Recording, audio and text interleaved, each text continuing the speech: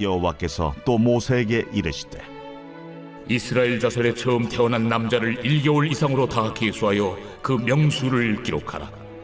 나는 여호와라. 이스라엘 자손 중 모든 처음 태어난 자 대신에 레인을 내게 돌리고 또 이스라엘 자손의 가축 중 모든 처음 태어난 것 대신에 레위인의 가축을 내게 돌리라. 모세가 여호와께서 자기에게 명령하신 대로 이스라엘 자손 중 모든 처음 태어난 자를 계수하니 1개월 이상으로 계수된 처음 태어난 남자의 총계는 22,273명이었더라. 여호와께서 모세에게 말씀하여 이르시되 이스라엘 자손 중 모든 처음 태어난 자 대신에 레위인을 취하고 또 그들의 가축 대신에 레위인의 가축을 취하라. 레위인은 내 것이라. 나는 여호와니라. 이스라엘 자손의 처음 태어난 자가 레위인보다 273명이 더 많은즉 속전으로 한 사람의 5세겔씩 받되 성소의 세겔로 받으라. 한 세겔은 20계란이라. 그 더한 자의 속전을 아론과 그의 아들들에게 줄 것이라. 모세가 레위인으로 대속한 이외의 사람에게서 속전을 받았으니 곧 이스라엘 자손의 처음 태어난 자에게서 받은 돈이 성소의 세겔로 1365세겔이라. 모세가 이 속전을 여호와의 말씀대로 아론과 그의 아들들에게 주었으니 여호와께서 모세에게 명령하심과 같았느니라. 오늘도 여러분의 삶 속에 하나님의 은혜와 평강이 함께 하시기를 소망합니다. 오늘 본문은 하나님께서 이스라엘의 모든 맏아들을 대신하여 레위 지파를 하나님의 소유로 삼으시는 장면을 다루고 있습니다. 하나님께서는 출애굽의 시간을 지나오며 이스라엘의 모든 장자를 거룩하게 구별하여 하나님의 소유로 삼으셨습니다. 그러나 이후 레위 지파가 특별히 성별되어서 모든 지파의 맏아들의 역할을 대신하게 됩니다. 이러한 배경에는 출애굽기 12장, 13장에서 애굽을 나오던 날 있었던 유월절 사건과 또 출애굽기 32장에 시내산에서 있었던 금송아지 사건이 중요한 의미를 가지고 있습니다. 오늘 말씀을 통해 구별된 자의 삶이 어떤 것인지 살펴보고 오늘날 우리 신앙인들이 어떻게 살아가야 하는지 함께 묵상해 보려 합니다.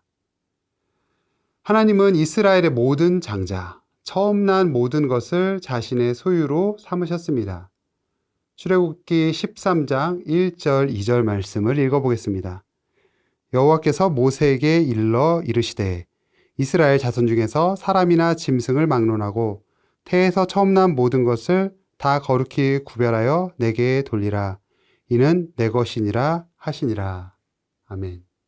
출애굽 사건에서 하나님께서는 완악한 애굽을 향해 10가지의 재앙을 내리시는데 마지막 10번째 재앙이 무엇이었죠? 애굽 안에 있는 모든 장자를 치시는 심판을 내리십니다.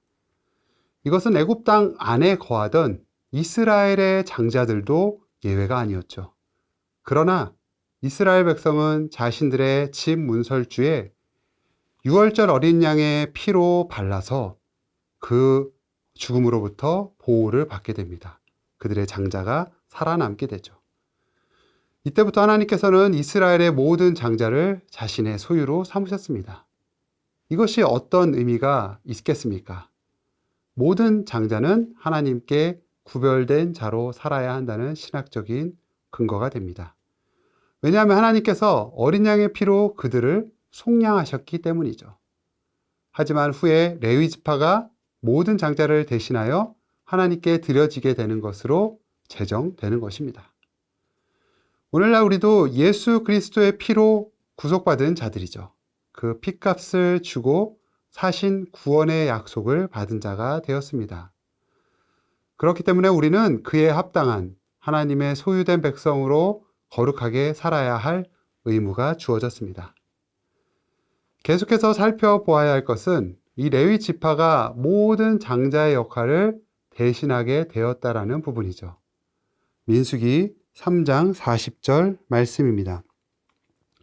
여호와께서 또 모세에게 이르시되 이스라엘 자손의 처음 태어난 남자를 1개월 이상으로 다 계수하여 그 명수를 기록하라. 45절 말씀도 볼까요? 이스라엘 자손 중 모든 처음 태어난 자 대신에 레위인을 취하고 또 그들의 가축 대신에 레위인의 가축을 취하라. 레위인은 내 것이라. 나는 여호와이니라. 아멘. 출애굽 이후에 이스라엘 백성은 출애굽기 32장에서 있었던 그 시내산에서의 금송아지 사건을 통해서 하나님을 배반하는 일을 했었습니다. 그때 오직 레위 지파만이 하나님 편에 서서 우상을 섬긴 자들을 처단하는 데 앞장섰죠. 이것으로 인해서 하나님께서는 모든 장자의 역할을 레위 지파에게 맡기시고 그들을 자신의 소유로 삼으십니다. 이를 통해 레위 지파가 받은 사명이 있게 되는 거예요. 가장 중요한 것은 성막에서 하나님을 섬기는 자들이 되는 것이었습니다. 그리고 이스라엘 백성을 대신하여 하나님께 전적으로 헌신하는 삶을 살게 됩니다. 간혹가다 성경에 이 레위인을 오늘날의 목회자들로 비유하는 경우들이 있습니다. 이거 틀린 말 아니죠. 하지만 단순히 레위인이 구별된 자들이라고 해서 목회자들이나 사역자들만을 지칭한다고 볼 수는 없습니다. 오늘날 우리 모두는 예수님을 따르는 영적인 레위인으로 부름받았기 때문이죠. 특별히 목사나 선교사나 사역자들로만 구별된 것이 아니라 우리 각자 모두가 세상의 방식이 아닌 세상의 악한 것으로부터 구별되어서 하나님의 방식으로 살아야 하는 거룩한 자들인 것을 명심해야 하는 것이죠. 우리 모두는 예수 그리스도 안에서 하나님께 구별된 자들입니다. 베드로전서 2장 9절 말씀입니다. 그러나 너희는 택하신 족속이요 왕같은 제사장들이요 거룩한 나라요 그의 소유가 된 백성이니 이는 너희를 어두운 데서 불러내어 그의 기이한 빛에 들어가게 하신 이의 아름다운 덕을 선포하게 하려 하심이라. 아멘. 무엇라고 말씀하고 계십니까? 구약에서는 레위 지파만이 구별된 자들이었다 이렇게 생각할 수도 있겠지만 이 신약에 와서는 예수 그리스도를 믿는 모든 성도가 하나님께 구별된 제사장과 같은 자들이라는 거예요. 왕과 같은 제사장들이라고 불러주십니다. 예수님께서 우리의 속죄, 어린 양이 되어셨기 때문에 그분의 피로 우리는 하나님의 소유된 백성이 될 수 있었던 것입니다. 우리 자신이 성령님이 거하시는 처소가 된 자들이죠. 주님이 십자가의 보혈로 대신하여 구별된 자로 우리를 세워주셨다는 것. 그래서 우리의 삶은 구별된 자로 삶을 살아야 한다는 거죠. 먼저는 예배자로서의 삶을 살아야 하고 언제나 하나님을 경외하고 하나님을 마음에 모시고 하나님이 기뻐하시는 삶을 살기 위하여 애써야 합니다. 그리고 하나님의 말씀을 순종하며 하나님이 말씀하시는 것에 귀 기울이며 살아가야 하는 것이죠. 세상의 여러 방식이 아니라 하나님이 기뻐하시는 방식을 따르는 거룩한 삶을 살 수 있어야 하는 것이죠. 우리는 더 이상 세상의 것이 아닙니다.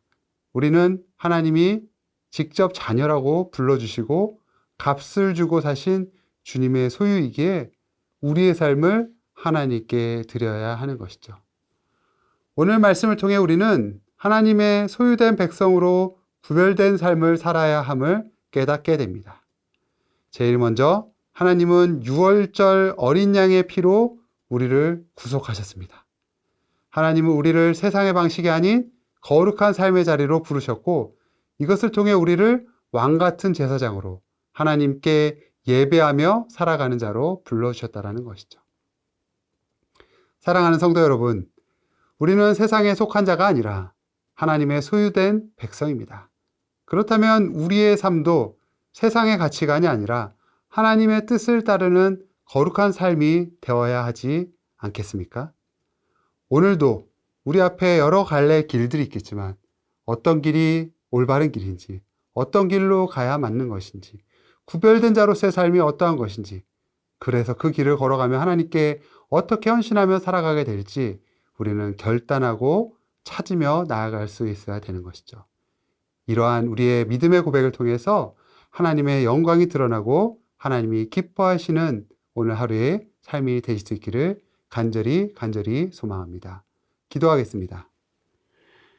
사랑의 아버지 하나님, 우리를 주님의 소유된 백성으로 불러주셨고 우리를 왕과 같은 제사장으로 삼아주셨으니 주님, 우리를 부르신 그 부르심에 합당한 삶을 살기 위하여 항상 애쓰며 노력하며 우리의 삶을 돌아보아 주님이 기뻐하시는 거룩한 삶을 살아가는 우리 예배드리는 삶이 되어질 수 있도록 주님께서 인도하여 주옵소서.